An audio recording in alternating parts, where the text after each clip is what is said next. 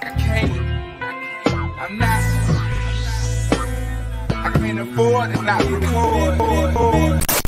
Welcome to the BYOK Live, where we discuss the trending stories, strangest dilemmas, and real life topics. Okay now, lovelies, let's get into some things. Hello. Good evening. Good night. Welcome to the BYOK 2 Cents Live. It is 10 p.m. at 9/21/2022. This is sadly my last day of being live for the week, but we do have some things that's posting on Thursday and Friday, so be in tune to look into the interview that we have upcoming, and also a mini-sode that'll be published tomorrow on all your favorite podcast platforms and also on YouTube. If you are on YouTube, please subscribe and follow, hit all the buttons. If you're on Twitch, be sure to follow me. Also, I can be followed on all social media platforms at Be Your Own Kind 24. And for my content, if you just want to, everything BYOK is housed at BeYourOwnKind.com. Also, if you are feeling generous, please tip your girl a matcha tea at coffee. It's ko-fi.com/BeYourOwnKind24. Now, can I be transparent about all of this advertising? Like, it feels weird. It does. It really does. And anytime that I have attended any of like the business cohorts or, trying to grow your brand and things of that sort, they're saying that, closed mouths don't get fed. You heard of that, right? So it's like we have to constantly plug yourself. That's what they teach us to do. So I think it's just weird to just be like, hey, like me, follow me, share me. But that's how we grow, right? So I just wanted to be transparent on that. How are you feeling today on this Wednesday night? Me, I'm feeling pretty good. It's gonna be like a shoot the breeze type deal. If you have been on any of my lives before, shoot the breeze is just talking about a whole bunch of random topics because it wasn't really nothing like huge going on. So we're gonna get into a whole bunch of random things. I like random though. How about you? All right, so it's time for the song.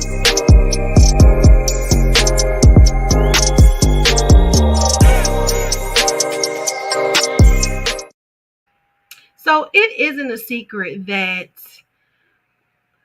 like women like altogether does not get paid the same as men. And then if you break it down, black women don't get paid as much as white women. So I came across this saying from Viola Davis, which actually has been circulating and is not really new, but it's my first time hearing it. So this was just how she feels about how she's played in the industry. And let me reset it because I don't know where she is.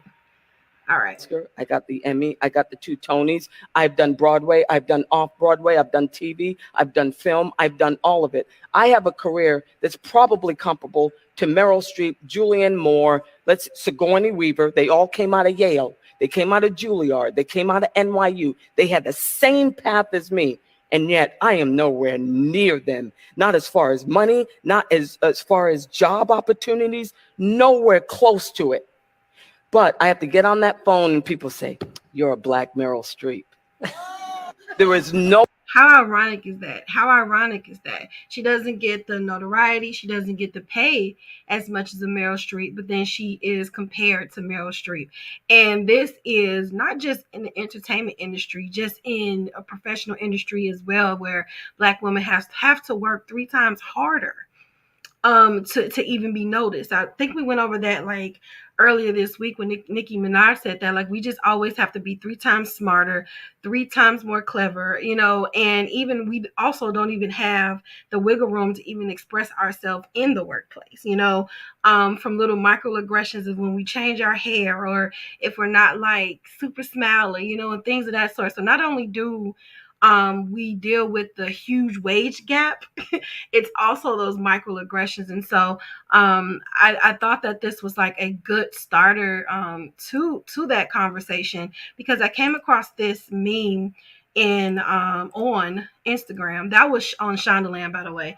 This is the broke black girl, courtesy of the broke black girl on Instagram, and she says if the wage gap was eliminated, on average, a black woman working full time would have enough money for approximately 2.5 additional years of childcare, more than 2.5 additional years of tuition and fees for a 4-year public university, or the total cost of tuition and fees for a 2-year community college, more than 16 additional months of premiums for employer based health insurance, 156 more weeks of food for her family, 15 additional months of mortgage and utility payments, 22 more months of rent payments, enough money to pay off student loan debt in full in just 1 year. So she says, consider this perspective when discussing the impact of unfair wages on Black women and their families. Black women are paid 58 cents on the dollar compared to what white men make. That loss is felt beyond our bank accounts and, in most cases, is the deciding factor on how we save, invest, pay off debt, and improve our overall finances. When Black women are paid fairly, families and communities thrive. Pay up and put policies and procedures where your pocketbook is. And this has been a long fight, right? This has been a long fight. The average person today, especially single mom, has more than one job or is trying to find more than one stream of income. Now, when I read it, they're saying that to just live comfortably or to attain some type of wealth, you need 6 or more streams of income. So, in order for any income to be passive, you got to work at it. You know what I'm saying? You got to get your name out there. You got to get your following. It's still a lot of leg work. So, and then you're still in any industry, you're still at that Black woman margin. So that means you have to work 3 times as hard, uh, 7 times, for each sector or each section that you're trying to thrive in. So I know that this is a long fight. We are not where we started, but we definitely have a long way to go. So I thought that was just interesting to read that. 58 cents add up. That's a lot. That's a lot. And it would be nice for kids, especially of single parent homes, to have the effect of a parent being there, but she can't be there because she has to work 2 or more jobs just to make sure food's on the table, to make sure that their life is comfortable, especially with the cost of living is just like, I don't know, it's just expeditiously rising at this point. Everything is becoming scarce, everything is just high.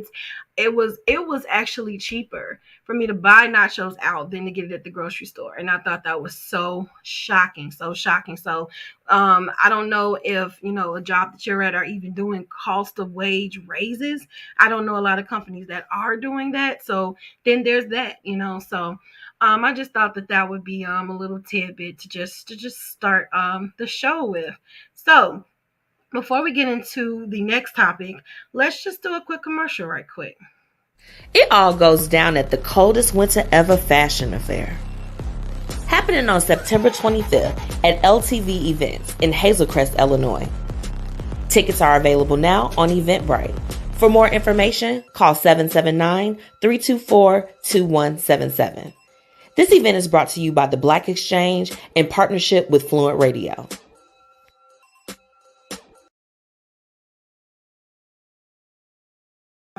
Okay. That fashion show is this Sunday, and it's in Hazel Crest, Illinois. If you have any questions or want to attend, want to grab tickets, any questions can be directed to area code 779-324-2177. So make sure you get into that. Fluent Radio is one of BYOK's partners, so just glad to be a part of them. So if you are close to my age, you must know about A Different World. You just have to know about A Different World. A Different World was like it's what the Black community needed. Like, we started off with the Cosby Show that had like this lawyer mom and this doctor dad and all these, the kids that in this well-to-do family. It was like one of the first times when we weren't like a joke, and it was like a serious, well, it was a comedic show, but it was a professional family with goals and values, and just like depicted the Black family on another level. So then Cosby took it to a whole nother level with A Different World, where it pretty much shined on, like HBCUs, like, going to college and the college life, and how fun it is, and how educational it is, and how it broadens your world. Like, those shows are so epic, which, I know Cosby has this controversy, but he also have had a huge impact in the Black community. So why I'm bringing A Different World up? So there was a couple of snippets that I saw. They recently did an interview with the Breakfast Club. And I'm telling you, it was just like going back to childhood watching these snippets. So I just wanted to go down nostalgia land.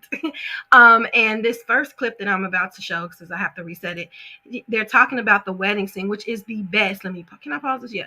Which is the best wedding scene I've ever seen to date. Today. Baby, please, baby, please. So let's get into what Kareem said about this scene. Can I Oh, it was unmuted already. Real things on the show. So many things that felt real. That from the AIDS and the apartheid and all of that, for me to crash this wedding like this felt like a complete leap. Didn't make any sense. So, and I read it 2 weeks before. It was a 2-part episode. So I knew for 2 weeks that I was going to have to get to that place where I had to break up this wedding. And it was really hard. And one thing I gave I gave myself was, as I'm coming down the aisle, there's a dude on my left. I told him, I said, when you grab me, make sure you get a good grip on my left arm, because I'm going to struggle and try to get away. Wow. And as soon as I felt him go to grab me, I gave him a swim move and got out of it. And that propelled me forward. So it just kind of, and then he had to re-grab me. I made him look silly, but he had to re-grab me and then pull me out.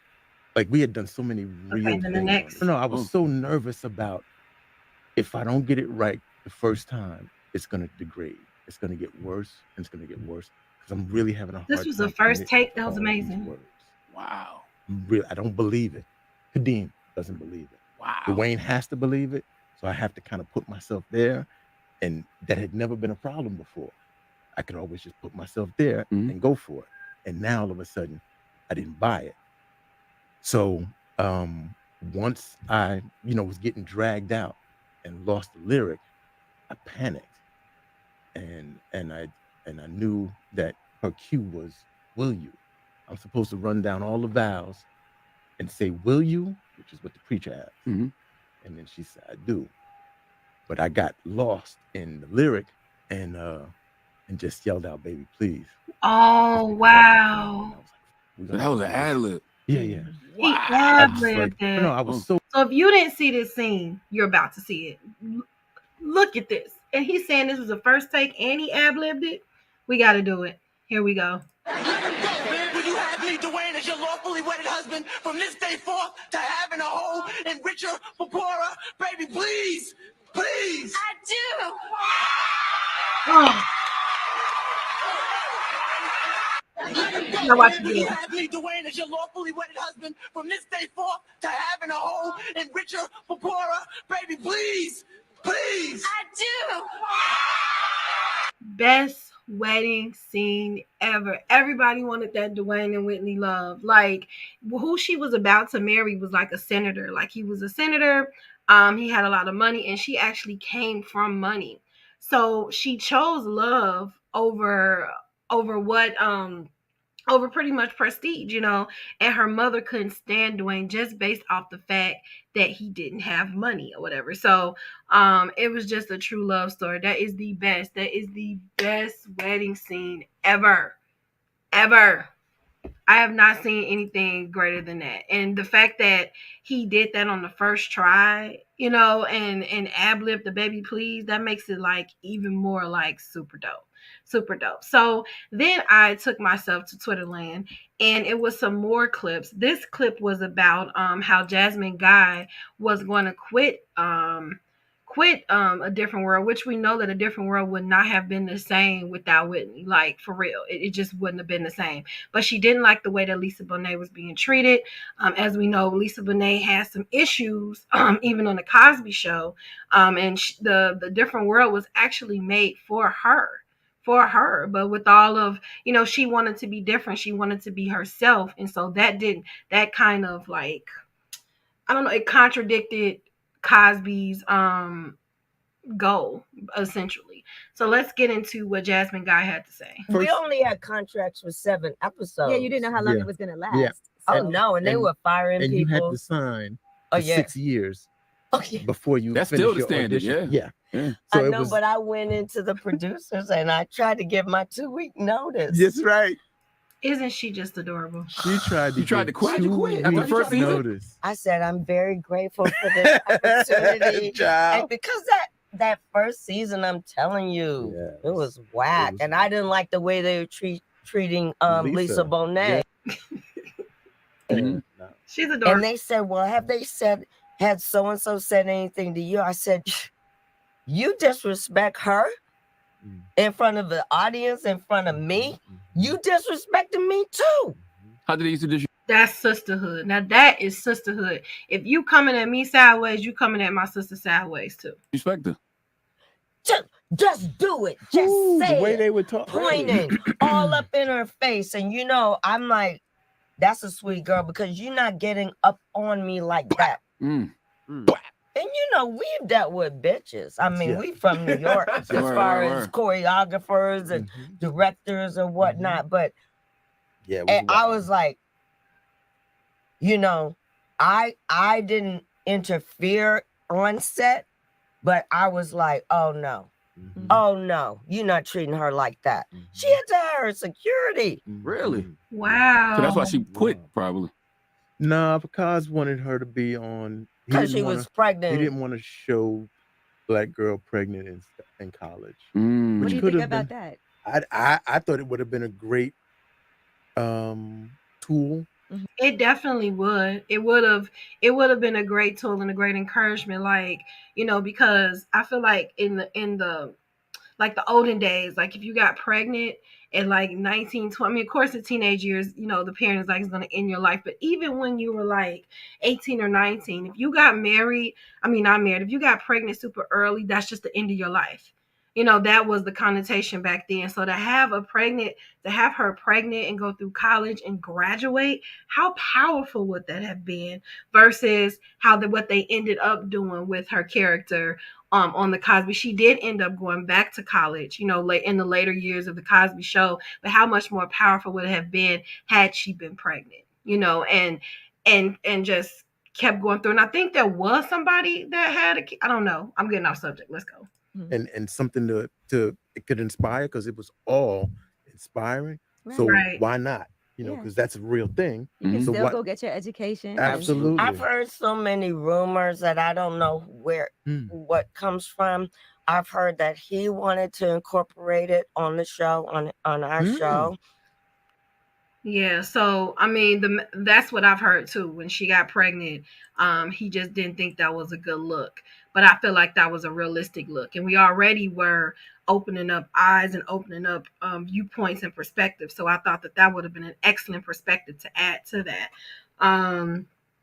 What does this say? Speaking of Brumpton in the 90s. And so this next, I want to know your comment on this next clip from The Breakfast Club. Here we go. I wanted to ask y'all, man, I often feel spoiled because I'm 44. So, like in the mid 80s, we saw black sitcoms like the Jeffersons and different strokes. But then, the Cosbys came and 227s and different worlds. But I feel like all of that just came to a abrupt end, like towards the end of the 90s. Number one, do you think that was the renaissance for black TV? And do you think there was something bigger at play to stop all of those positive images of black people on TV? It only seems now like if it walks like a duck and it quacks like a duck. Mm-hmm.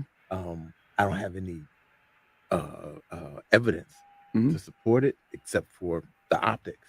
Word. So yeah, I do think it was. Okay. Come on with it. Go, Miss Guy. all right. Come on with it. Our last season, number 2, number 1 sometimes, Yep. Cosby in a different world. for 5, 6, 7 years. Yep. Okay. why would you change our time slot? Mm. And why would you put us against Martin? Wow. Yeah. I Two different type of shows. definitely took that personally. You ain't got but 2 black shows on the networks and you put us at the same time against each other. And what have we done? What have we done to deserve this kind of disservice? You know, we're not competing with Martin. No. We come on at 8:30, they come on at 8. Why did you move us? That was a detriment. Was that because Cosby Show ended? And then they put y'all up Cosby. at 8 because Cosby Cosby was the gone. lead in? Yep. Okay. So that could have been it. Why Just change playing our white time devil's slot? advocate. Just put another 8 Yeah. o'clock show in. It probably wasn't strong enough. Exactly.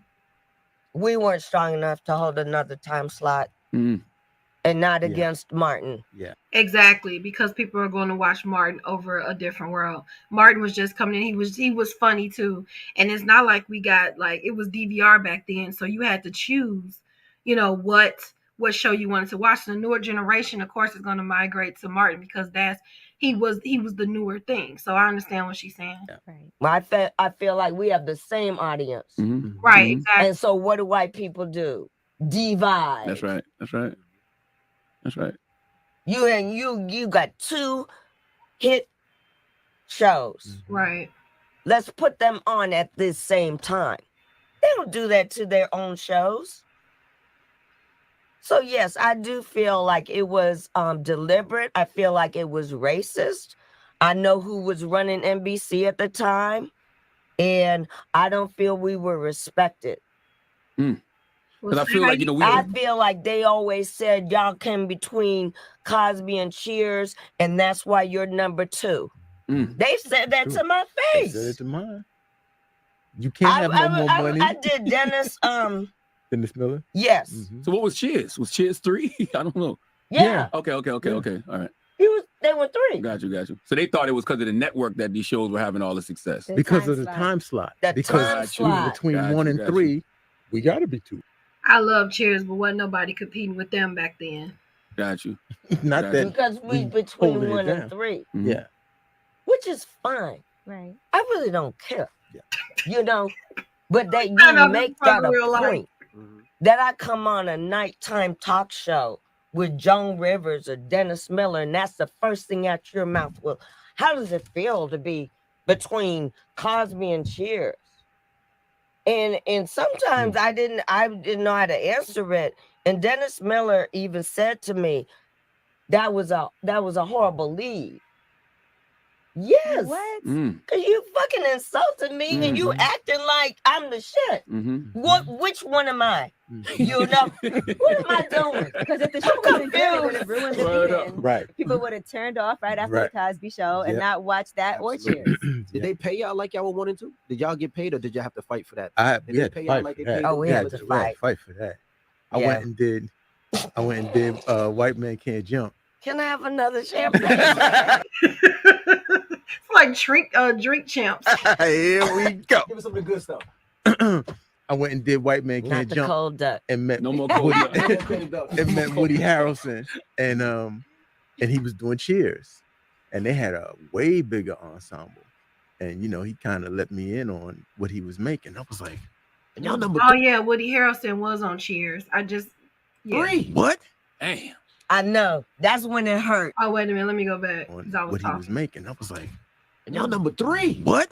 Oh, okay. I know. That's when it hurts. What? It's when we talk to other people. Yeah, word up. What? We went out into the field and found out the Cheers they was getting. I was like, how? Once again, lower wages, wage gap. This has been a thing that's been going on for so long. And even with increase in salaries, we're still behind. How is the Cosby 1 and Different World 2, but the third leading show in the nation is making more than them? You know, that's just case in point of what we just talked about. I'm just floored by that, because what an impact both of those shows had, you know, on the Black community. And I love Cosby for that, you know. So Yeah, what are your thoughts on that? I love A Different World. I think it's on one of the streaming platforms, and even watching it now, I'm just like, man, I missed a lot of that stuff because I was younger. Like I was in college age when these shows came out. But it was really yeah, it was really good watching that interview, and so it was good to share those snippets because as long as they're on other platforms, I don't get tagged. So let's get let's go on a commercial break for a minute. Hey y'all, it's your girl Miss Michi checking in with my girl Renita from Be Your Own Kind. You know that's my sis. Make sure that you tune in every Thursday to the Blueprint Live at 6:30 p.m. Central Standard Time, live on Facebook and YouTube, and then you can catch me on Fluent Radio, Philly Jams 95.3, Indie 101.5, and Mixed Talk Media. And I'm available anywhere that you listen to podcasts, okay, and your radio shows. So get on it, okay? Let's do this. I love to connect with you and promote what you got going on. Let's get it. If you or someone you know would like to be a guest on the Blueprint Live, visit thebpmediaco.com today. Okay. Make sure you check out my other partner, Miss Michi, the Blueprint Media Live. She goes live every Thursday at 6:30 Central Time on YouTube and Facebook. Get into it. And so let's get into our next subject here. So a lot of people are like really mad about the Little Mermaid, which we talked about I believe on Monday, and then we saw like the little girl, the black girl's reactions the week before last. So make sure you check out those 2 cent episodes. So now Kenya Barris of Blackish, Grownish, ish. He says that he's confirming that the upcoming Wizard of Oz remake will include LGBTQ characters that reflect the world. So he's going to flip the world upside down too. And I love him. I totally love him. So it says last month, social media went into a frenzy when it announced that Blackish creator Kenya Barris was picked to direct an upcoming remake of the classic fantasy film, The Wizard of Oz. Now, The Wizard of Oz is an American classic. And now he has revealed a little insight into what the fans can expect. During an exclusive interview, Kenya Barris confirmed that his version of The Wizard of Oz will feature LGBTQ plus characters that reflect the world. Somewhere Over the Rainbow is about to take on a whole new meaning as Kenya Barris has detailed his plan for modern representation in his upcoming remake of the 1939 holiday classic, The Wizard of Oz. A Variety exclusively reports Barris explained that in an effort to tell the story of the iconic film in a modern era, it's important to include LGBTQ plus characters who were absent in the original. The original was an allegory and a reflection of the way the world was at the time with things like the Great Depression and the Dust Bowl, Barris said. He continued adding, now we're going to turn a mirror on where we're at right now and take desperate characters from the LGBTQ plus community, from different cultural communities and socioeconomic communities, and tell a story that reflects the world. I think this is the best time to do that, noting that directing a film that is so treasured among movie fans is oh goodness. I'm for it because it is representation. We talked about representation with the Little Mermaid, with the black Little Mermaid. So I don't see nothing wrong with representation for the Wizard of Oz. The world is different than it was in 1939. We have to, representation is important. And as much as people are against, the culture changes, the adding the LGBTQ plus community and things, this is reality. This is the world, and this is what it is. And representation is important no matter what group you're in. So I see nothing wrong with that. I mean, even him adding some black people would be nice, because I believe that was an all white movie as well. So it looks like it's going to be very colorful. It looks like it's going to have very pizzazz, and like he said, it's going to be modernized to today's world. And I see absolutely nothing wrong with that. That is the epitome of be your own kind.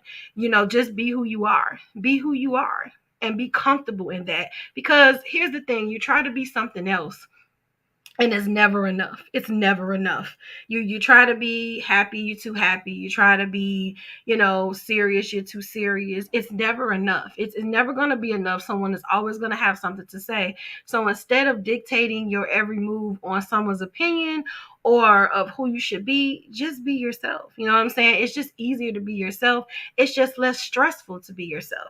Right here, it says right here in the corner, once I take this off, it says you are the most fantastic person you'll ever know. You're the most fantastic person you'll ever encounter. So I'm a little bit off the subject, but I do really feel like representation is important. So I see nothing wrong with that. I know that he's going to receive a lot of backlash, but you know what? I'm pretty sure he's expecting it. So kudos to him. So this is fun. I thought that this was a fun thing to share because why not? And I'm going to play the music really lightly because once again, YouTube will tag this. So it's saying, courtesy of Hollywood Unlocked, which of these artists had the best rain scene in their music video? This is part 2. I didn't want to do all the parts, so this is part 1. This is Aaliyah. I think this is How Could the One. Yeah, that one. And then you have what's this? Oh, Janet. We're gonna make your body feel well. I thought it was kind of cool because it was raining like Busta Rhymes. That was creative. Then we have Ashanti, Rain on Me. Wait, then the next one is, who is this? Oh, yeah, I never saw that one, but that's an intense rain scene. Then we have Ja Rule and is this Mary? That's not even real rain, is it? Then we have what's this? Oh, this is what is his name? Oh, it's right here, Carl Thomas. Number 7. Oh, I think they won. All right, and then we have, what is this? No. Then we got Sammy.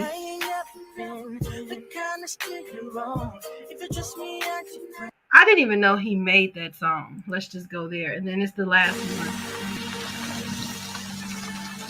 I don't know what song that is. I kind of feel like New Edition won that one. Aaliyah would be number 2, and Janet Jackson and Busta Rhymes with them raining, like the little Buster. So what do you think? And hopefully I don't get flagged for this. But yeah, so what do you think about who had the best rain scene? And in part 1, Let It Rain, I thought was the best. I don't even remember anybody else because Usher killed it. Totally killed it. Yes. Before we get into our next, you know what? No, let's get into this now because it irritates me.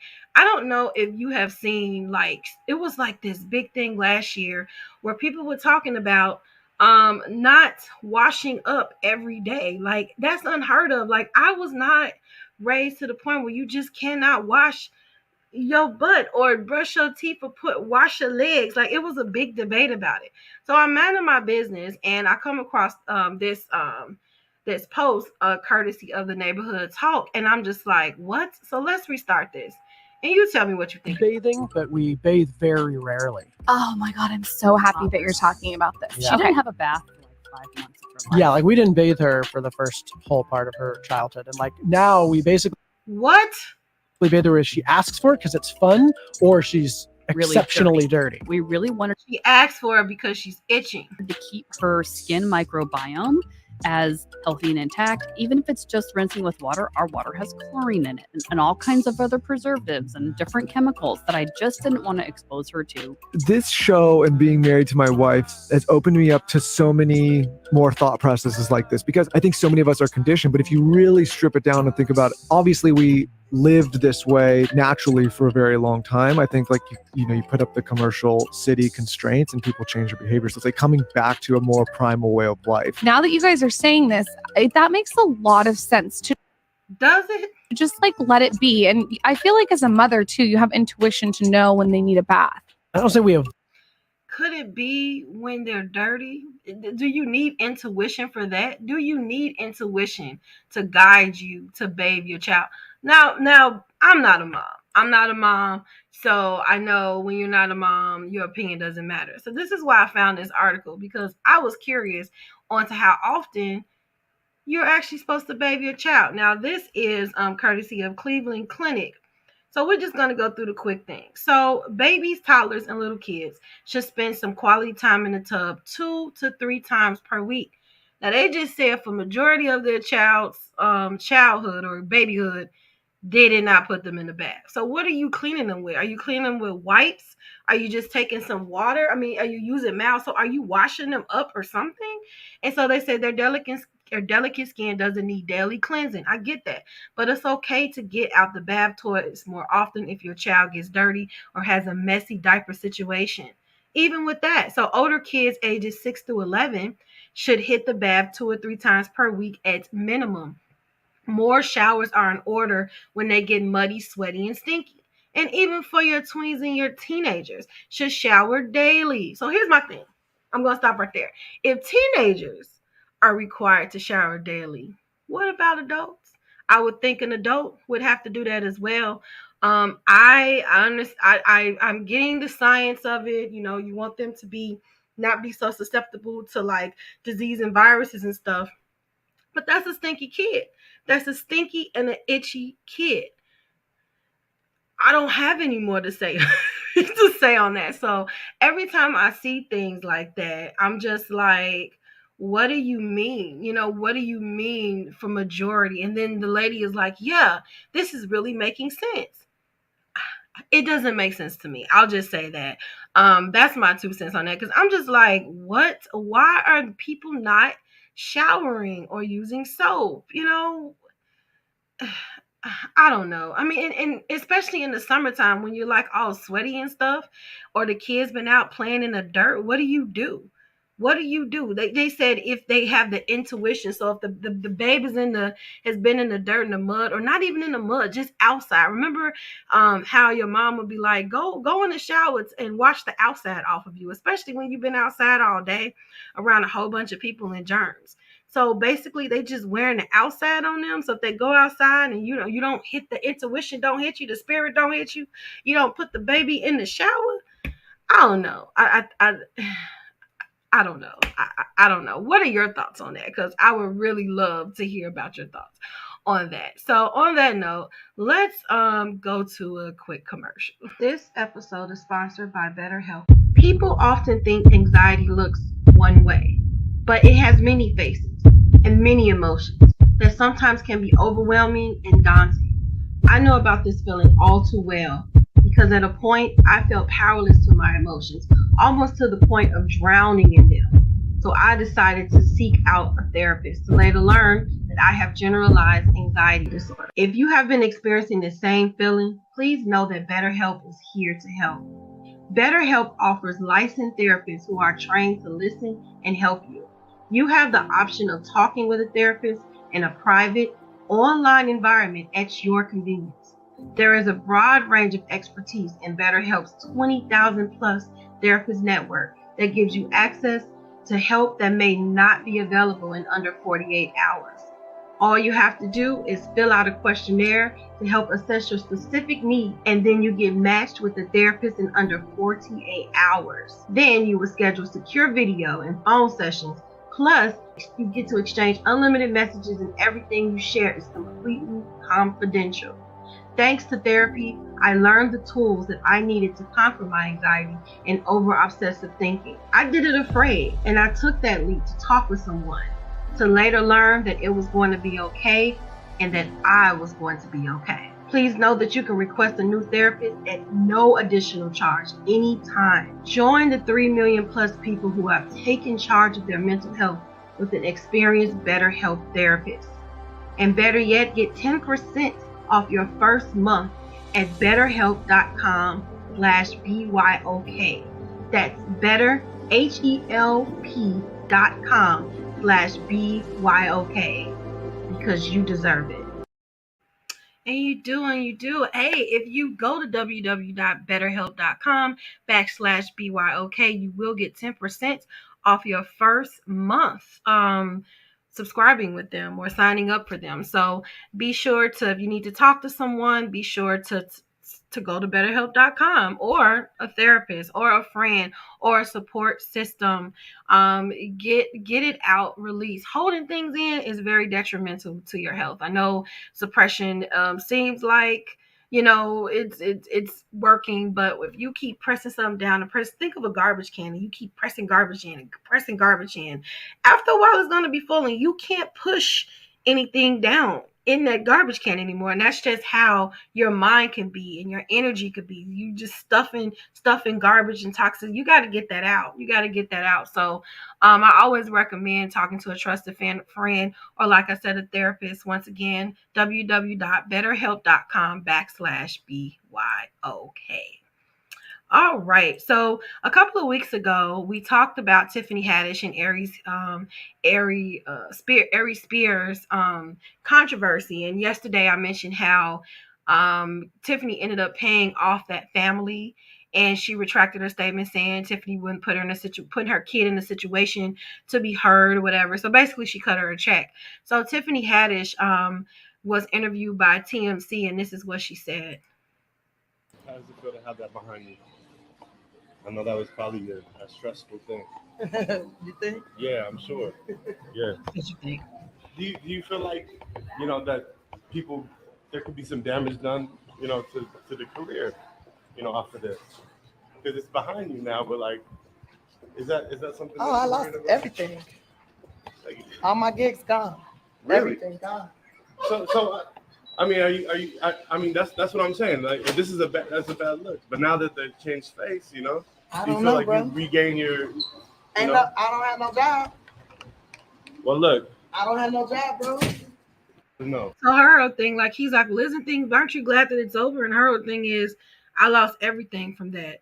She lost if you saw the video, you would understand how she lost any gig, anything that was in the works for her is pretty much gone. And this is courtesy of Mob's World. She posted this from TMZ. So I just feel like even with her giving the family the settlement, the video is, once you see it, you can't unsee it. Like, that little boy was in a lot of uncompromised situations, and I don't know if an amount of money could erase what that little boy experienced. So now her and Aries Spears, like, their career is pretty much down the toilet, unless you give it time, because with each celebrity you bounce back slowly. You bounce back slowly and you'll get a job.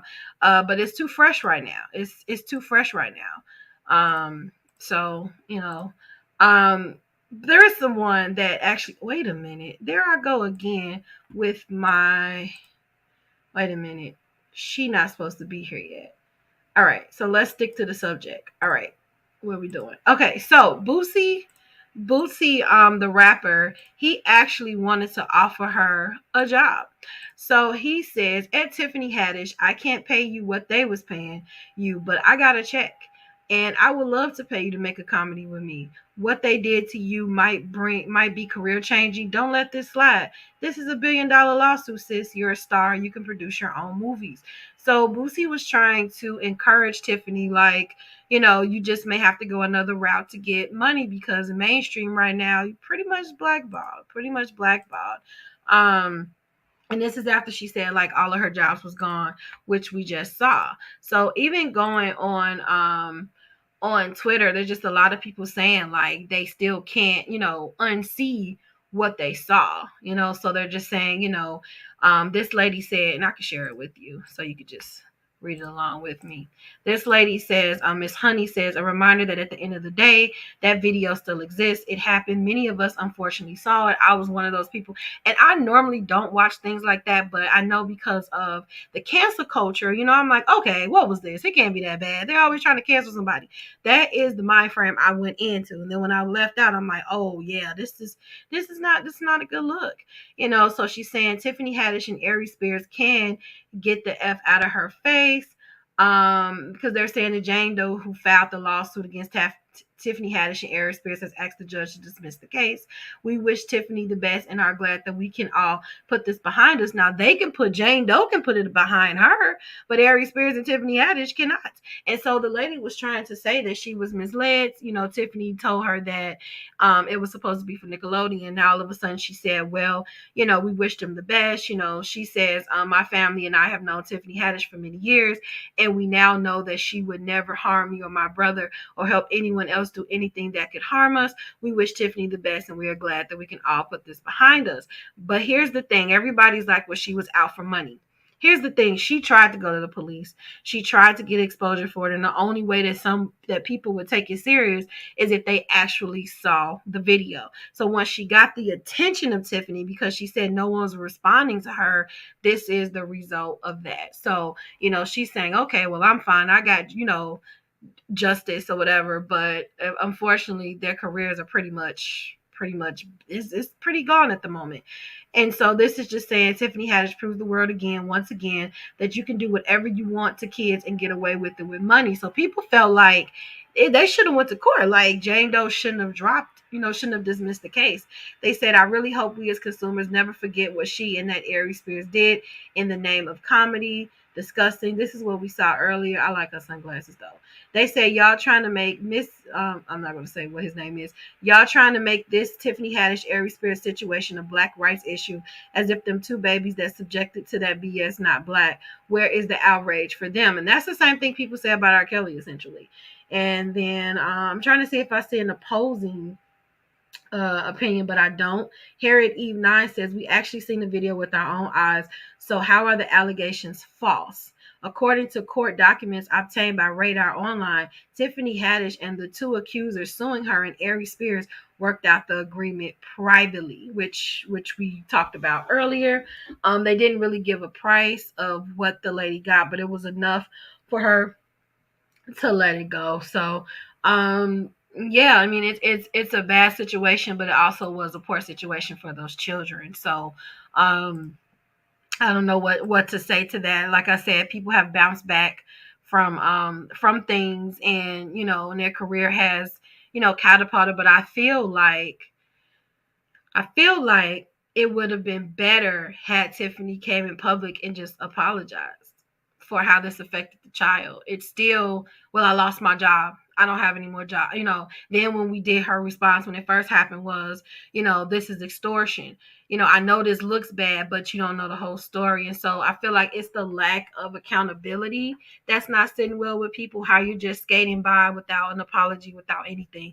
Even Aries Spears, like they have acknowledged that, you know, that was a sketch gone sour. However, it's still really no apology, not that I've heard. So I'm wondering if that's what the people are looking for, essentially, you know. So yeah, that's with that. So Erica Banks, if you don't know who she is a rapper that did Busted. She went real viral, very like with her song Busted. And so that's what we know her for. So she's saying when she goes to the club to you know, dance and hang out with her friends, there's a criteria. So this is what she says. Look, if she don't look how I want her to look physically, I don't want her to come, because the look of everything is so important to me. Like if she ain't thick enough, no. Her not did good enough, no. Can't dress, no. Skinny, no. And it's like, I don't feel like I'm discriminating. I just want a certain type of look. She could be the sweetest girl I ever met in my life, but if she don't look the part, I don't want her to come. Like, that's just not the vibe I'm on. Now, she can come to the cookout. She can come to the listening party, but the club, I feel like bitches got to look a certain way to come. So I just thought that whole conversation was weird. And you are entitled to feel however you want to feel. But to publicly say that as a public figure, I just thought that was kind of weird and random. I don't know if it was something she was saying before that kind of like transitioned into that topic, but that was kind of weird to just bring up. Low, if you don't look a certain way, then you can't come to the club with me. Now I know I'm a weird eccentric dresser, and I've, you know, it was club time, and my friends was like, no, you can't put that on. You need to put that on. You know what I'm saying? And sometimes I oblige, and sometimes I don't care. But my whole thing is I wasn't just like denied access to hang out with them because I didn't look a certain way, because I would go to the club just to hang out with my friends. I've never been a club person, but that's what they like to do. So I will go every once in a while, you know.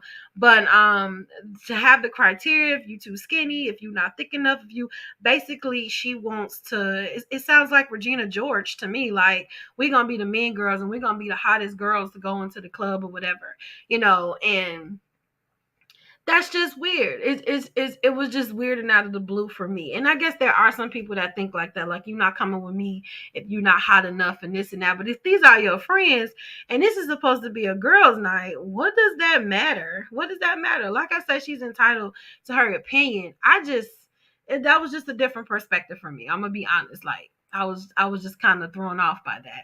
And so NBA Youngboy's mom had energy. She's really pretty. And she said she would bring Erica Banks back to reality. She's not half of what she's describing. That's kind of mean. And she says she sounds stupid and she's not half of what she's describing. And looks don't make a person. I would bring her back to reality. She trying to look thick and pretty in the club for men that want something on her face. Oh, I get it. And go home to their wives. So she's just saying she's not even wife material. And I don't think Erica's looking for wife material group. So I don't think that was a dig in any form of fashion. And so people were just saying, excuse me, this person in the comments, because I live for the comments, says she not lying at all because Erica, sweetie, it took a doctor's appointment to get you to a 7, so humble yourself.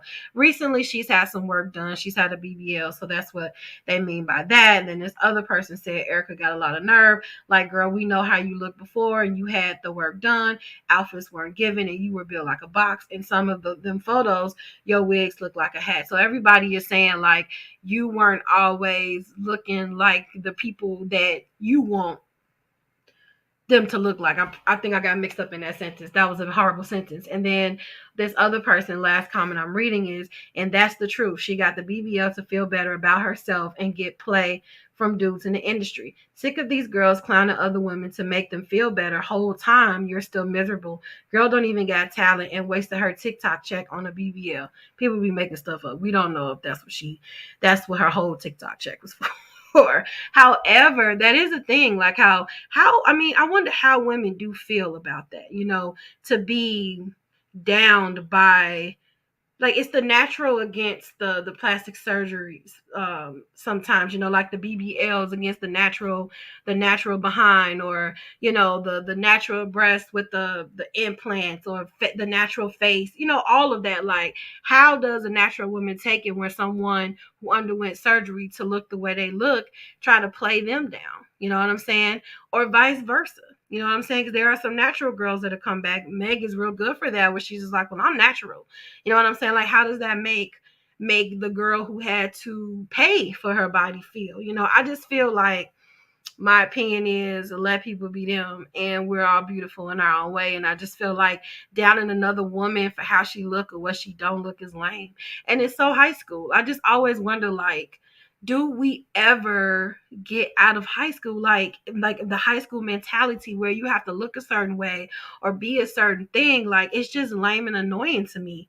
And it always has been lame and annoying to me. So what are your thoughts on that? I mean, do you have a criteria for when you hang out, or does it matter? I mean, let me know. This may be a thing, you know. It's just not my experience. So I just thought it was a different perspective, pretty different perspective. But I'm not even going to get into the Twitter, because then it just, so many people like bullied her looks. And I'm just like, oh God, if she does feel a way about herself, this doesn't do anything but make it worse. Essentially, like, that's all it does. So while I pull on my lip gloss, I'm going to play another commercial. Hey lovely, it's your girl Nita, and we have items for pre-order. Grab your inspirational kitchen sets and your uplifting shower sets today. You have until 9/25/22 to order these items, so get it while supplies last, and until always, be your own kind. Okay. You have to 9:25, and this is my last time, I guess, promoting it on the live show. So you have until 9:25 to get these items, and there's more items on there. We have some breast cancer awareness things that's popping up on there. I showed you the other day my little water bottle that I'm selling for breast cancer awareness, and it'll help you drink water. So it's like water / breast cancer awareness. Go up there, you see it, BYOK, beyourownkind.com/shop, or you can just go to beyourownkind.com and you'll see shop up in the menu. So yeah, that's my little plug. So Omarian is still going forth with this unbothered persona. So he has this book coming out called The Power of Choosing Joy. And I'm not gonna lie to you, I'm gonna get it because he does. I mean, let's just think of all he's been through. You know, his bandmates have openly confessed to like sleeping with all his girlfriends and just doing all types of things to him, and then they get mad when he actually like reacts, and it's just like, why? And so he rarely reacted. The only time we kind of saw him uncouth was during the versus battle. But normally he's just a cool collective guy. So let's hear what he has to say about his book. I love Twitter because I could just redo it. Dynamic Rising, my book, Unbothered, The Power of Choosing Joy, is officially available at a bookstore near you. I'm so excited to share what it means to live an unbothered life and also what it means to choose joy. Buy it now. Unbothered, The Power of Choosing Joy. Peace. I'm for it. And like I said, I'm going to get the book and add it to my library of unread books. I think that this is just like a cool concept, and you can purchase an autographed copy of his new book Unbothered if you go to his site. So that's a little free promo. So like I said, Omarian has endured a lot, and so for him to still go forward with the choosing joy thing, kudos to him. Speaking of unbothered, okay, this is the last topic, and I've never heard this phrase a day in my life. Quiet quitting. Have you heard of the term quiet quitting? Never have I. So I looked it up. I went to a birthday, like a small birthday shindig on last Sunday. And one of the ladies were like, yeah, I quiet quit my job. And I'm like, well, what is that? What is quiet quitting? And she was like, I just do the bare minimum and I go home. I no longer go above and beyond because it's not noticed, and I'm not going to burn myself out for no reason. So I thought when you felt underappreciated in a position, you just leave. But now there are people like out here just doing the bare minimum and going about their life, which I feel was kind of, intact with the Omarian unbothered persona. So, courtesy of NPR.org, it says the economics, and this was actually written September 13th, so this is really very, very recent. It says the economics behind quiet quitting and what we should call it instead. So this person says, I recently learned about this term called quiet quitting, where you're not, well, this is how it happened. Let me not quit. So they said over the last several weeks, the concept of quiet quitting has exploded like a supernova across the media universe. The Big Bang began on TikTok with a video uploaded by a 20-something engineer named Zad Khan, with the sound of a piano playing a ragtime style tune and summertime shots of New York flashing across the screen. Can we get to the point? Khan narrates a 17-second video that has introduced millions of people to the idea. He says, I recently learned about this term called quiet quitting. When you're not outright quitting your job, but you're quitting the idea of going above and beyond. You're still performing your duties, but you're no longer subscribing to the hustle culture mentality that work has to be your life. The reality is it's not. And your worth as a person is not defined by your labor. So quiet quitting, in other words, is not really about quitting. It's more like a philosophy for doing the bare minimum at your job. Interesting. And I'm wondering how that is even possible. Like if your boss actually knows how you were trying and going like above and beyond, and then all of a sudden you just like, so it's kind of like what's that movie? The not The Office, Office Space, where he got hypnotized and he went to work and he just quit trying and he kept getting promoted because he quit, stopped trying to like impress his bosses and do extra work and work overtime. And when he stopped doing that, that's when he just started getting promoted. And so, according to this article, it says maybe quiet quitting is just an extension of the Great Resignation, or as we rebranded it, the Great Renegotiation. Maybe a large chunk of our labor force was always phoning it in, but now they have a loud social media presence and better branding. Maybe it's people feeling like suckers for going the extra mile pre-pandemic just to get laid off en masse. And let's think about the people who got laid off for not being vaccinated, just for the CDC to come back and say, oh, well, being vaccinated really doesn't make a difference of you getting COVID or not. Let's remember that. They say, or maybe quitting a BS pseudo trend. To be honest, we don't know, but there's at least some data to suggest there's something really going on in the psyche of the workforce. Let me tell you what happened with the psyche of the workforce. We went home. We worked from home. We didn't have to deal with the microaggressions, which I talked about earlier. We didn't have to deal with office politics. We wake up in the morning with our cup of coffee in the luxury of our home, got our work done in our silence with our music, uninterrupted, and we were able to just be.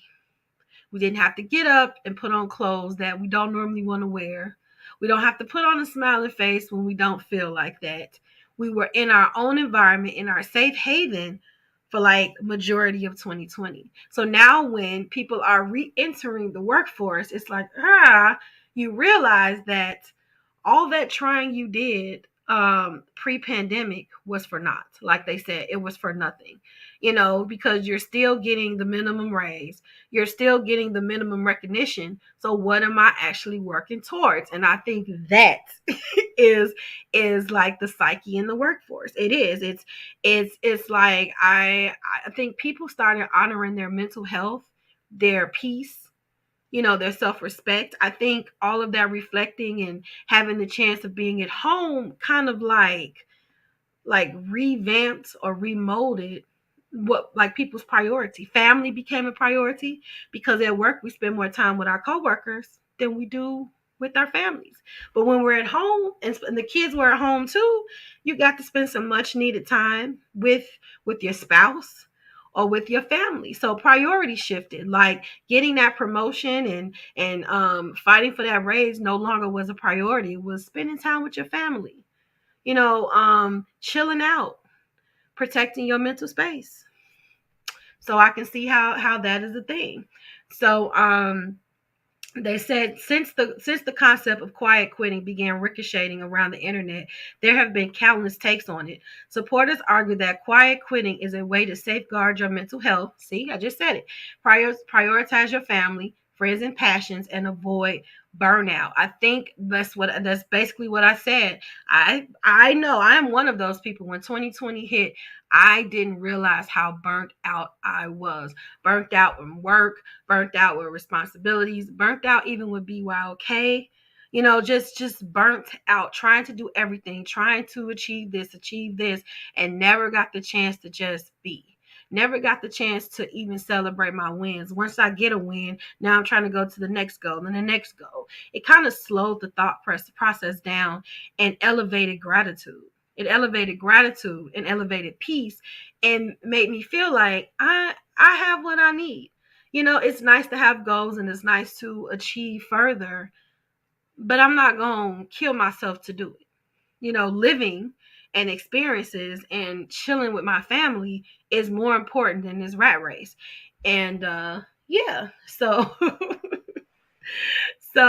others worry that quiet quitting is too passive aggressive, can't accomplish that workers really want, and puts an extra burden on coworkers, I guess, that are in the old culture. Kimmy Riek, writing in the Washington Post, suggests the people who tend to experience the highest levels of burnout, women and people of color, probably can't afford to quiet quit.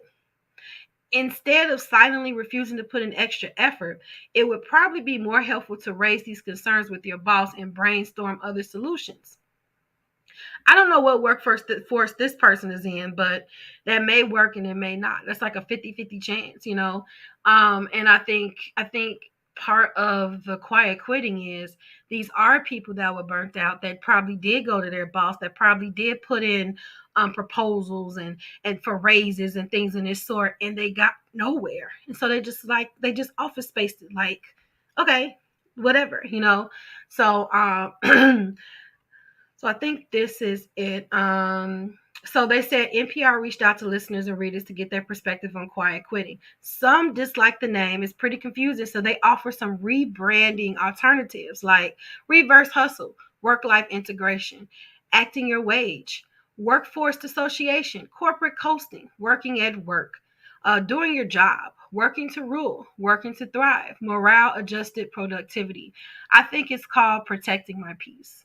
And if I had to rename it, that's what it would be. It would be protecting my peace. So there was another article, if it pops up. And what is it that I wanted to say? Okay, so this is a person who these are like testimonies of people who have actually practiced quiet quitting. And so this lady is Georgia Gatsby, March 24th, from Devon, worked in marketing for a retail and homeware company where she was doing overtime with no reward. After starting her admin support role, she began taking on more responsibility and was working nearly 60 hours a week. She approached her managers about being compensated for the extra responsibility. I was promised a pay raise, but it was never materialized into anything. I felt humiliated. She says, when I was working during COVID, it felt safer to quiet quit than to leave and look for another job. It was a turbulent time. Georgia began to turn down work that was outside her job description and was met with criticism and often accused of slacking. But she didn't care. It felt like I was giving the power back to myself, she said. She eventually did leave her job. I remember working overtime, like probably over 80 hours sometimes a week. You know, and it's like, why do I have to work an extra 20 to 40 hours just to get a decent paycheck? If you know that I'm capable of the work, if you know that I know what I'm doing, and you know that I'm going to get it done, you know, why pile more on me than I can take on, and then make me work an extra 20 to 40 hours just to get paid what I should be getting paid in the first place. And then when I leave the position, because I went from one department to the next when I worked an 11-year job, it was always multiple people that took over my desk. So that lets you know it was already too much work on me, because you always have to split my position by a couple of desks. So I found that to be really interesting. You know what I'm saying? So yes, it's a burnout. So these are a lot of people. Then this lady says, is quiet quitting actually a good thing? Not everyone's on board. Here's an opposing view. Not everyone's on board with the quiet quitting phenomenon. Workplace decorum expert Patty expressed her disagreement with it in this TikTok video, saying you'll never succeed at work with that mindset. Let's see if we could get to it and just hear her talk.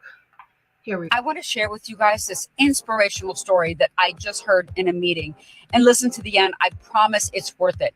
And it just goes to show why these people that are quiet quitting are people that are going to get absolutely nowhere in life. And that's not the way to approach anything. So I met with a guy who owns 25 Subway franchises, and he wants me to help him finance a few more. And I asked him, I was like, hey, how did you get into the Subway business? He's like, well, I was a convicted felon. I went to prison on drug charges. And when I got out, no one would give me a job. He's like, the only job I was able to get was a job at Subway at an entry-level position. He's like, and at that point, I decided that I was going to change my life, and I was going to give this job everything I had.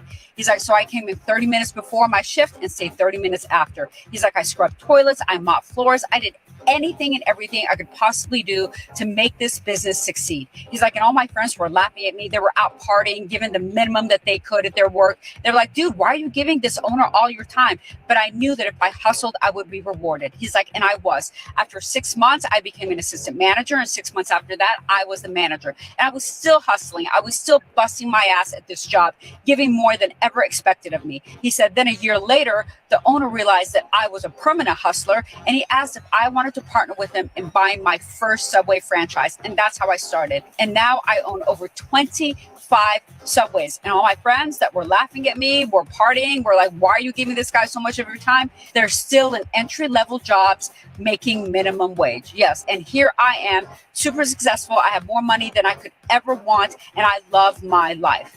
And that just goes to show how ridiculous it is to quiet quit, because whatever you put into something is what you get back. So if you put in the minimum in your job, that is what you're going to get back. And these people that are quiet quitting are the same people that are complaining that, oh my God, I don't make enough money to buy a house or a car or whatever. And you know why? Because you're not working hard. And if you don't work hard, you're not going to be rewarded, because the universe only rewards hustlers.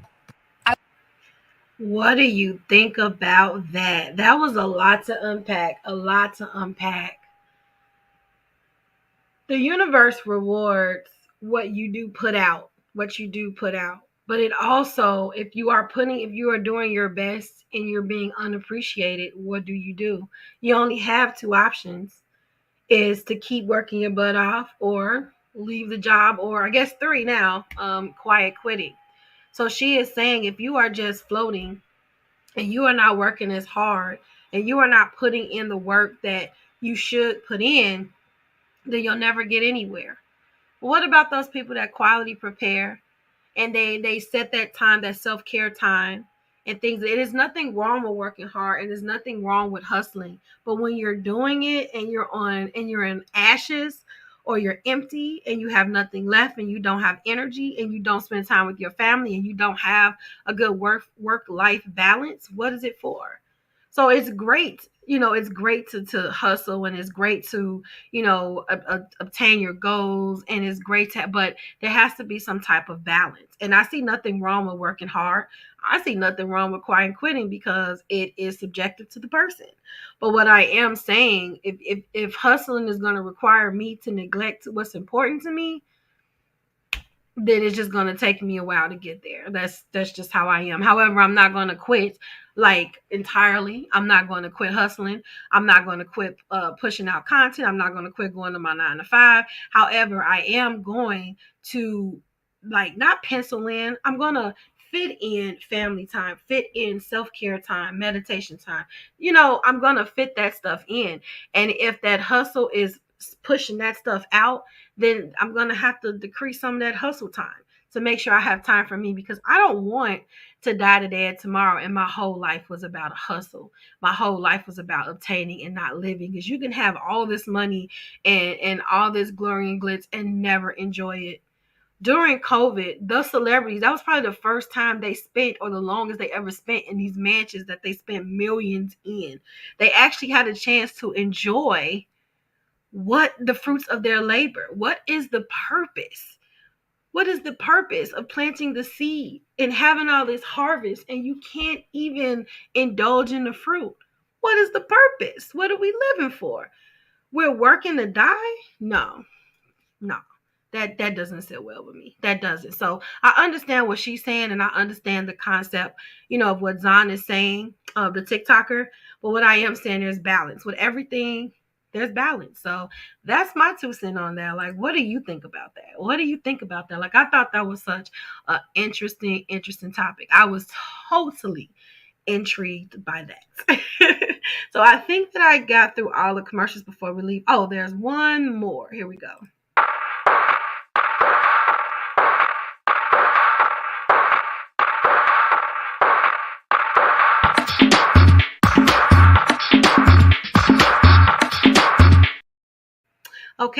Okay. 925. Look, if you believe in the numbers in the lottery, this is a number you should play, because just 925 has been all across this show.